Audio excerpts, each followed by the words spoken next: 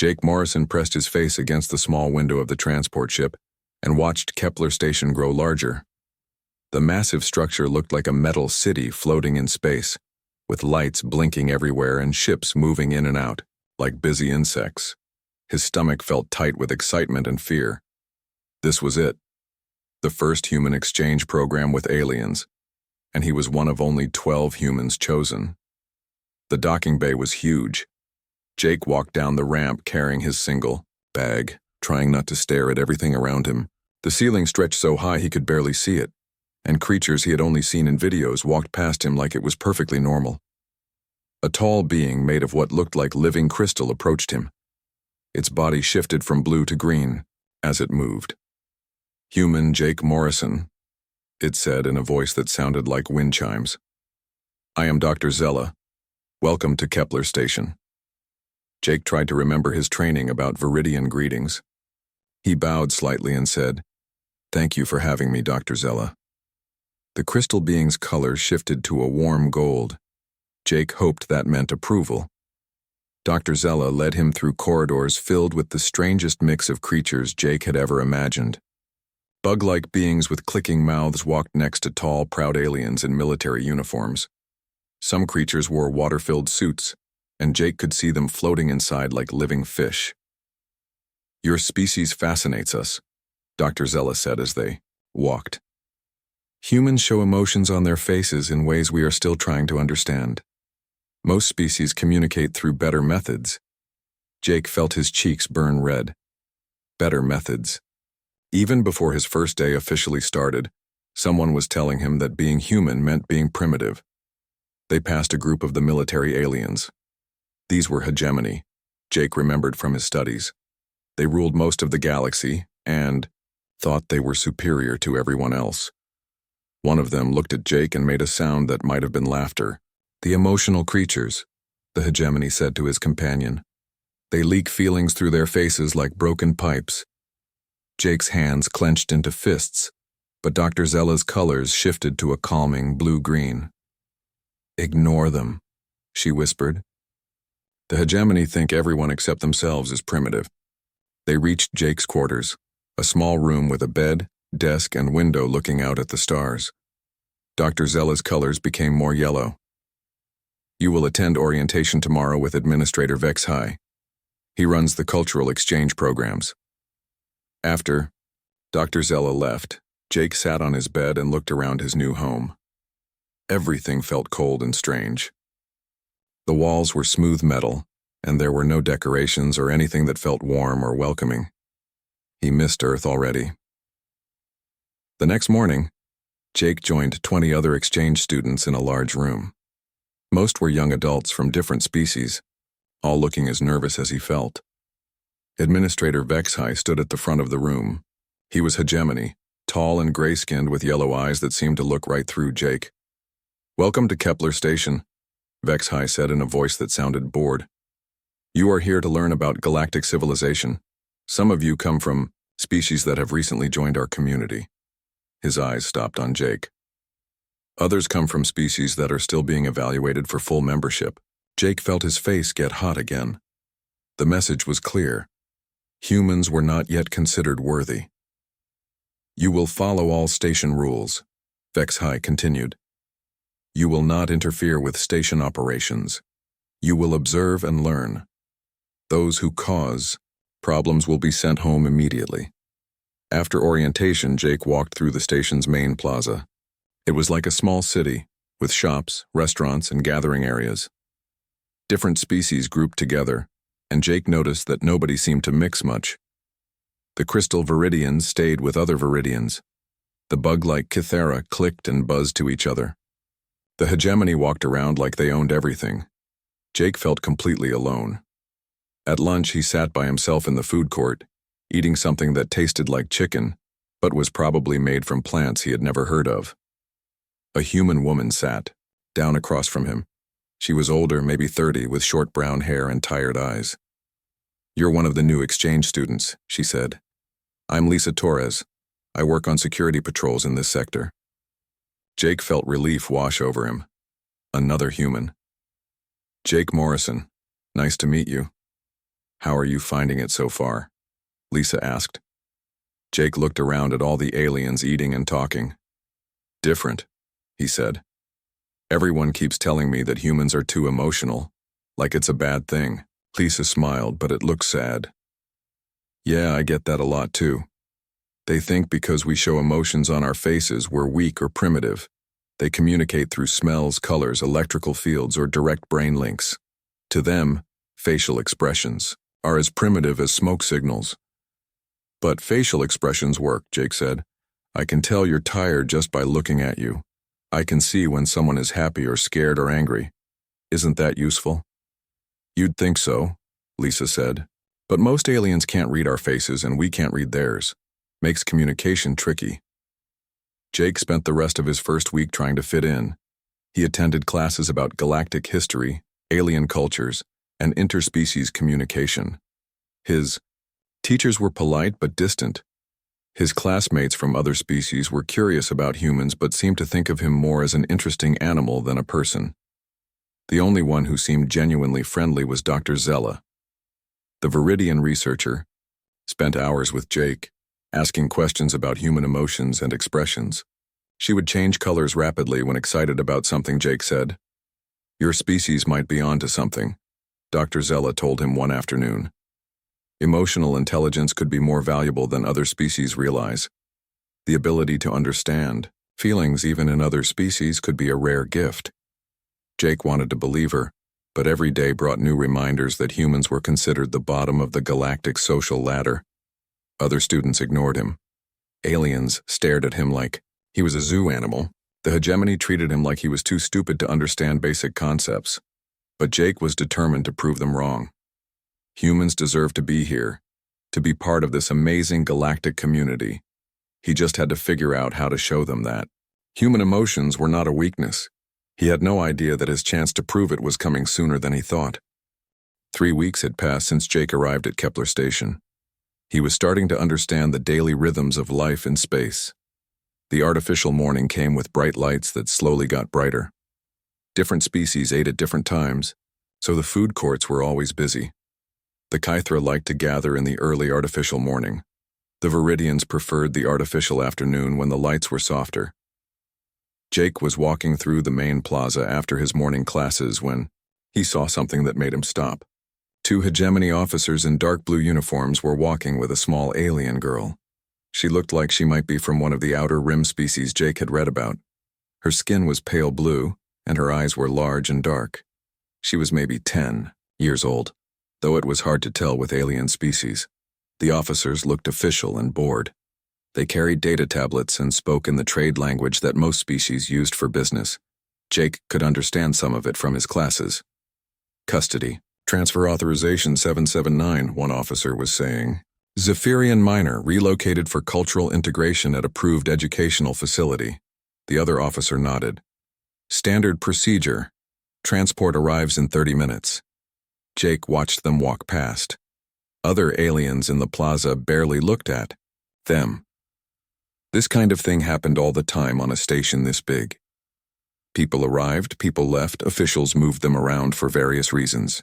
Nothing unusual, but something made Jake keep watching. The girl's eyes were moving back and forth quickly, looking at everything around her. Her breathing seemed fast and shallow. When Jake looked more carefully, he could see her hands shaking.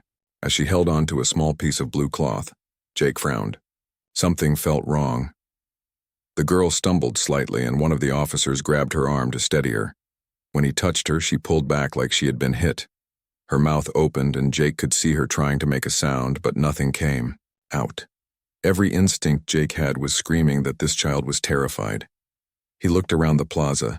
A Viridian merchant was selling something that looked like jewelry. A group of Kythera were clicking rapidly to each other near a food stand. Some human students from his program were sitting at tables, talking and laughing. Nobody was paying any attention to the girl and the officers. Jake walked closer, trying to look casual. The officers were standing near a transport schedule display, checking their tablets against the information on the screen. The girl stood between them, and Jake could now see her more clearly. She was definitely scared. Her whole body was tense, like she was ready to run but knew she could not. Her eyes kept looking toward the exits, then back at the officers, then around the plaza like she was hoping someone would help her. The small blue cloth in her hands looked worn and soft, like something a child would carry for comfort. Jake had never seen anyone look so frightened. He approached a Kithera security officer who was standing nearby. The insect-like being was about as tall as Jake, with 4 arms and compound eyes that reflected the plaza lights. "Excuse me," Jake said carefully. "I'm concerned about that child over there. She seems upset." The Kithera's head turned toward the officers and the girl, then back to Jake. Its mandibles clicked rapidly. "Human emotional reading not relevant to station operations. Documentation is proper. Procedure follows protocol." "But look at her," Jake said. "She's terrified." The security officer's clicking became more irritated. "Human emotions cloud judgment. Child is being relocated according to proper authorization. No irregularities detected." Jake looked back at the girl. She had turned slightly and was looking directly at him. For just a moment, their eyes met. He saw desperation there, a silent plea for help that was so clear it made his chest ache. Then one of the officers noticed where she was looking and roughly turned her away from Jake. "Standard protocol does not require emotional assessment," the Kithera officer continued. "Human, concern noted and dismissed. Return to designated areas." Jake felt anger building in his chest, but he knew getting angry would just prove to everyone that humans were too emotional to think clearly. He watched helplessly as the officers started moving toward the transport docks with the girl. As they walked away, Jake saw the girl try to look back over her shoulder. One of the officers pushed her head forward and said something sharp that Jake could not hear. The girl's shoulders started shaking, and Jake realized she was crying silently. He started to follow them, but the Kithera officer moved to block his path. "Human student will not interfere with official business," the security officer said firmly. "This isn't right," Jake said. "That child is scared. Something is wrong." "Human emotions create false perceptions," the officer replied. "Documentation reviewed, procedure approved, no irregularities present." Jake watched the officers and the girl disappear into a corridor that led to the restricted administrative sections of the station. The Kithera officer stayed between Jake and that direction until they were completely out of sight. The plaza returned to normal. Aliens went about their business. The human students continued their conversations. Life on Kepler Station moved on like nothing had happened, but Jake could not stop thinking about the girl's eyes. He walked slowly back toward his quarters, his mind spinning. Everything the security officer had said was probably true. The paperwork was probably in order. The procedure was probably completely standard. Kepler Station handled thousands of people every day, and most of them were being moved around for perfectly legitimate reasons. But Jake could not shake the feeling that he had just witnessed something terrible. He had spent 3 weeks learning that human emotions were considered primitive and unreliable. Every alien he had met treated human facial expressions and emotional readings like they were meaningless noise. The security officer had dismissed his concerns without even considering them. But what if they were wrong? What if being able to read emotions, to see fear and pain and desperation in someone's face, was not a weakness but a strength? What if he had just seen something that all the other, more advanced species had missed? Jake reached his quarters and sat on his bed, staring out at the stars. Somewhere on this station, or maybe already on a transport ship heading into space, was a terrified little girl who had tried to ask for help with her eyes, and everyone except one primitive human had ignored her completely. He had to do something. He just did not know what. Jake could not sleep that night. Every time he closed his eyes, he saw the terrified face of the Zephyrian girl. He kept thinking about how she had looked directly at him, silently begging for help, and how everyone else had acted like nothing was wrong. The next morning, Jake went to the station's public library. It was a huge space filled with data terminals and holographic displays. Different species gathered in different sections, accessing information in ways that worked best for their biology. Jake found a human-compatible terminal and started searching for information about Zephyrians. What he found made his stomach feel sick. Zephyrians were described as a peaceful species from the outer rim of the galaxy. They had only made contact with the galactic community 5 years ago. Their society was built around family groups, and children were never separated from their families, except in cases of death or extreme danger. Jake searched for Zephyrian educational facilities and cultural integration programs. The results were strange. The programs mentioned in official documents seemed to exist, but when he tried to find actual locations or contact information, there was nothing. The facilities had names and authorization codes, but no addresses, no staff listings, no way to actually reach them. He tried searching for other recent custody transfers. What he found made him feel even worse. There were dozens of them. Children from various Outer Rim species all transferred to educational facilities for cultural integration. Always children, always from newly contacted species, always sent to facilities that seemed to exist only on paper. Jake printed out everything he could find and took it to Dr. Zella's research lab. The Viridian was working with some kind of crystalline equipment that hummed and glowed with soft light. When she saw Jake, her color shifted to a welcoming green. "Jake, good morning. You look troubled. Your face shows signs of stress and lack of sleep." Jake was always amazed at how Dr. Zella could read human expressions better than most humans, could read alien emotions. It was one of the things that made her such a good researcher. "Dr. Zella, I need your help with something," Jake said. He spread the printed documents on her lab table. "Yesterday I saw a custody transfer in the plaza. A Zephyrian girl. Something was wrong, but nobody would listen to me." Dr. Zella's colors shifted to a cooler blue as she looked at the documents. "These are official transfers, Jake.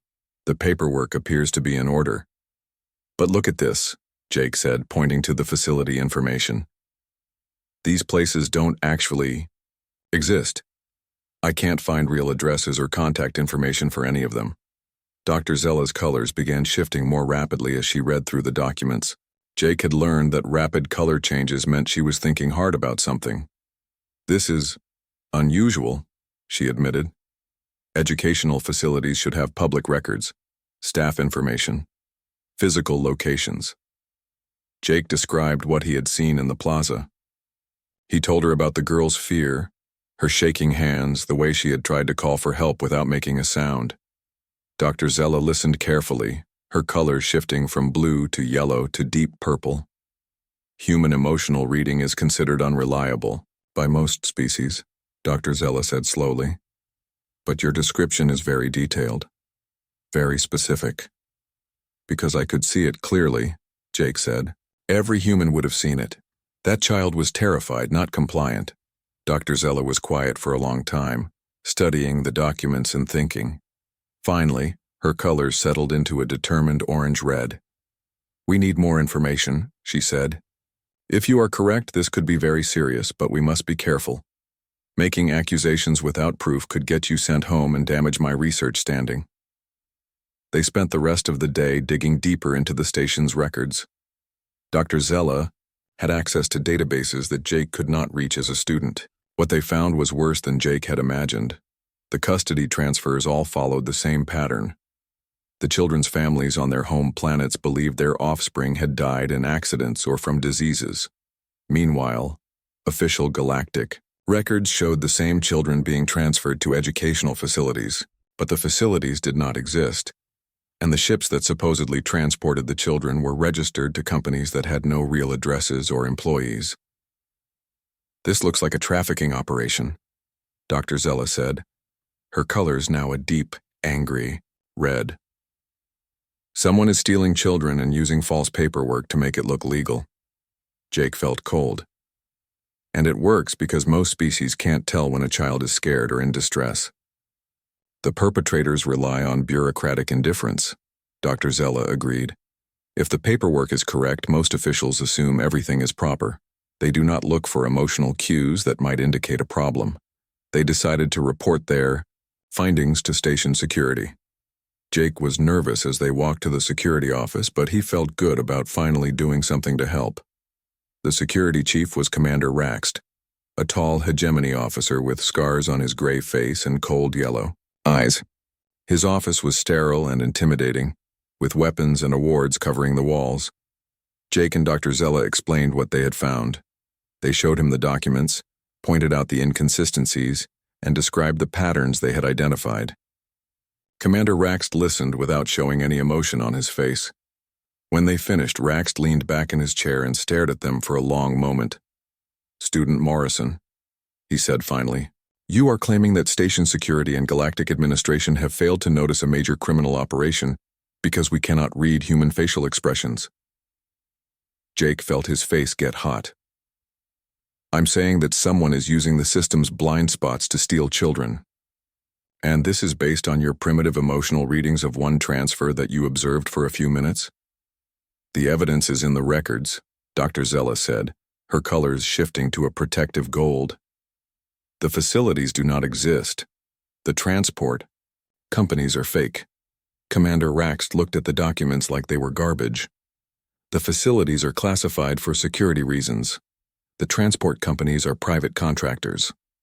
Everything you have shown me has reasonable explanations." "What about the families who think their children are dead?" Jake asked. "Communication with outer rim species is often difficult and unreliable," Raxt said. "Messages get lost. Information gets confused. This is normal when dealing with primitive societies." Jake felt anger building in his chest, but he tried to stay calm. "Will you at least investigate?" Commander Rax stood up, making it clear the meeting was over.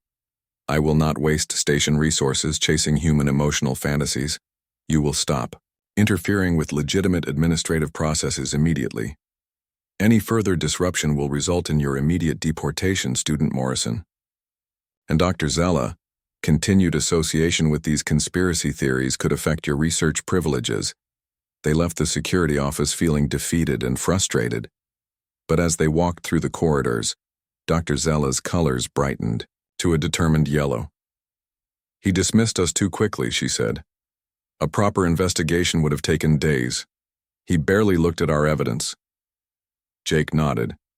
It felt like he already knew what we were going to tell him. "We cannot give up," Dr. Zella said. "If children are being stolen, we have to stop it. We just need to be more careful about how we investigate." Jake looked around at all the aliens going about their daily business, completely unaware that children were being kidnapped right in front of them. For the first time since arriving at Kepler Station, he felt like being human might actually matter. "Then let's keep digging," he said. Jake and Dr. Zella met secretly in her lab every evening after regular station activities ended. They had to be careful because they knew Commander Raxt was probably watching them. Dr. Zella had contacts throughout the galactic research community, and she quietly reached out to colleagues who specialized in studying emotional expressions in different species. The more they learned, the worse the situation became. Dr. Krinta, a Viridian expert on outer rim cultures, confirmed that family separation was almost unknown among the species being targeted. Dr. Moth of Seven Wings, an insectoid researcher from the distant Spiral Arm, sent data showing that the educational facilities listed in transfer documents did not appear in any academic databases. Most importantly, they found other researchers who had noticed the same patterns but had been ignored by their local authorities. "The operation is much larger than we thought," Dr. Zella told Jake one evening. Her colors were a worried blue-gray. "It spans multiple systems and involves hundreds of children over the past 3 years." Jake was reviewing security footage that Dr. Zella had quietly obtained through her research access. He had taught himself to spot the signs of distress that other species missed. The patterns were clear once you knew what to look for. "Here," he said, pointing to a recording from 2 months ago. "This Etherian boy. Look at his posture, the way he keeps trying to back away from the officers. And here, this girl from Kepler 7. See how she keeps touching her throat? That's a comfort gesture for her species when they're scared." Dr. Zella watched the recordings with growing distress. "I am beginning to see what you see. The fear is obvious once someone points it out." "That's the problem," Jake said. "It's obvious to humans, but most species can't read these emotional cues. The traffickers know this and use it against everyone. They had identified a network that stretched across the galaxy. Children were taken from newly contacted species whose emotional expressions were not yet cataloged by galactic authorities. False accident or death reports were sent to the families while official paperwork moved the children to non-existent facilities. The bureaucratic machinery of the galactic government processed everything automatically, and no one questioned transfers that looked proper on paper. Jake had also figured out how to identify the victims in security footage. Human emotional intelligence, dismissed as primitive by most aliens, was actually a sophisticated ability to read fear, distress, and deception across species barriers. "We need help," Dr. Zella said. "This is too big for us to handle alone." Jake thought about the human security officer he had met on his first day. Lisa Torres. She's the human patrol captain in this sector. If anyone will believe us, it's another human. Contacting Captain Torres was tricky.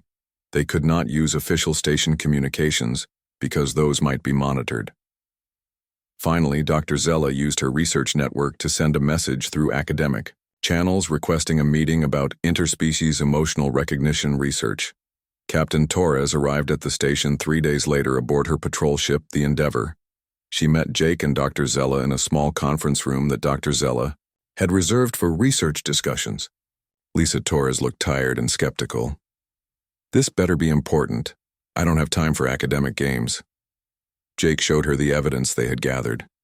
The pattern of fake transfers, the non-existent facilities, the families who thought their children were dead. Then he showed her the security footage. Captain Torres's expression changed as she watched the recordings. Jake could see the exact moment when she started recognizing what he had been seeing all along. "That boy is terrified," she said quietly, watching the Etherian child from the 2-month-old footage. "Every single one of them," Jake confirmed. "Every child in every transfer. They're all scared, and no one notices because most species can't read emotional distress the way humans can." Captain Torres sat back in her chair looking overwhelmed. "You're telling me there's a galactic trafficking ring that works because aliens can't tell when kids are scared?" "That's exactly what we're telling you," Dr. Zella said. Captain Torres was quiet for a long time, thinking. Finally, she leaned forward and looked directly at Jake. "What do you need me to do?" "We need official backing for an investigation," Jake said. "When we went to station security, they dismissed everything. They said human emotional readings were unreliable. And they threatened to deport Jake if he continued investigating," Dr. Zella added. Captain Torres's face got hard. "Did they now?" "Well, lucky for you, I outrank station security when it comes to interspecies crime investigations." They spent the next 2 hours planning. Captain Torres would use her authority to demand access to transport records and facility documentation. Dr. Zella would coordinate with her research network to gather more evidence from other systems. Jake would continue analyzing security footage to identify additional victims. "There's one more thing," Jake said as they prepared to leave. "I found out there's another transfer scheduled for tomorrow. An Etherian boy." Captain Torres and Dr. Zella both looked at him sharply. "We have to stop it," Jake continued. "We can't let another child disappear while we're building our case." "That's too dangerous," Dr. Zella said, her colors shifting to worried yellow. "If we interfere directly, they'll know we're investigating." "If we don't interfere, another kid gets stolen," Jake replied. "I can't just watch it happen." Captain Torres studied the security footage again, watching the terrified children being led away by board officials. "Maybe we can do both. Stop this. Transfer and expose the whole operation at the same time." "How?" Jake asked. "By making sure the right people are watching when it happens," Captain Torres said. "If we can get enough witnesses to see what you see, even aliens will have to admit something is wrong." Dr. Zella's colors shifted to thoughtful purple. "My research network includes emotional experts from a dozen species. If they were all present to observe a transfer, and if Jake could point out the signs of distress in real time, they'd have to believe the evidence of their own observations," Captain Torres finished. "Even if they can't naturally read the emotions, they can learn to recognize the signs when someone teaches them." Jake felt hope building in his chest. "And once they see it, they'll understand that all the other transfers were the same." "It's risky," Captain Torres warned. "If this goes wrong, we could all end up in serious trouble." "If we do nothing, children keep getting stolen," Jake said. "I'd rather take the risk." Dr. Zella's colors brightened to determined gold. I agree. We have to try. They spent the rest of the evening planning their operation. Tomorrow, they would either expose a galactic trafficking ring or destroy their own careers trying. But for the first time since arriving at Kepler Station, Jake felt like being human was going to make a real difference. He just hoped they could save the Etherian boy before it was too late. The next morning, Jake's hands were shaking as he got dressed. Today would either save a child and expose a galactic crime ring, or end his time at Kepler Station in complete failure. He tried to eat breakfast, but his stomach was too nervous to keep food down. Dr. Zella had worked through the night contacting her research colleagues. By morning, she had assembled an impressive group of academics from 6 different species, all experts in emotional recognition and interspecies communication. She told them she was conducting a real-time study of administrative procedures and emotional responses. Captain Torres had arrived with a small diplomatic escort, officially investigating procedural irregularities in custody transfer protocols. She had the authority to observe any transfer and ask questions, but she had to be careful not to interfere directly without clear evidence of wrongdoing. Jake positioned himself near the main plaza with recording equipment, pretending to be working on a class project about station life. Dr. Zella's research team spread out through the area, each with their own recording devices and observation equipment. At exactly 10:30, the transfer began. 2 hegemony officers appeared with a young Etherian boy. Jake felt his heart sink as he watched the scene unfold. The boy was small, maybe 8 years old, with the pale green skin and large eyes typical of his species. He wore simple clothes that looked worn and dirty, like he had been traveling for a long time. The officers carried the same official tablets and spoke in the same bored voices that Jake remembered from the Zephyrian girl's transfer. Custody Transfer Authorization 813. Etherian minor relocated for cultural integration at approved educational facility. But Jake was watching the boy, not listening to the officers. The child's eyes were wide with terror. His breathing was quick and shallow, and Jake could see his chest rising and falling rapidly. His hands were clenched so tightly that his knuckles showed white through his green skin. When one of the officers reached for his arm, the boy flinched away so violently that he nearly fell. "Dr. Zella," Jake said quietly into his communicator. "Do you see his posture? The way he's holding his shoulders? That's defensive positioning. He's expecting to be hurt." Dr. Zella's voice came back through the comm. "I see it. The rapid breathing is also a clear stress indicator in Etherian physiology." Around the plaza, the research team was recording everything. Dr. Keth, a Cathara emotional expert, was clicking rapidly as he analyzed the boy's movements. Dr. Shoretide, an aquatic researcher in her water suit, was taking detailed notes about stress responses across species barriers. The officers started moving toward the transport area, and the boy began to resist. Not violently, but with the desperate, hopeless resistance of someone who knew they had no chance of escape. He kept looking around the plaza, his eyes searching for help that he knew would not come. That was when Jake made his decision. He stood up and walked directly toward the group. "Excuse me," he called out loudly enough for everyone in the plaza to hear. "I need to speak with that child." The officers stopped, looking annoyed. "Human student, return to designated areas. This is official business." But Jake was not talking to the officers. He was talking to the boy, using the few words of Etherian that Dr. Zella had taught him the night before. "Do not fear, small one. Help comes now. You are not alone." The boy's reaction was immediate and powerful. His eyes went wide with hope instead of terror. He tried to run toward Jake, calling out in his own language. The officers grabbed him roughly and pulled him back, but the damage was done. Everyone in the plaza could see the boy's desperate relief at hearing someone speak kindly to him. The contrast between his terror with the officers and his hope when Jake spoke to him was so obvious that even species who could not normally read emotions could understand what they were seeing. "Stand down, student," one of the officers commanded.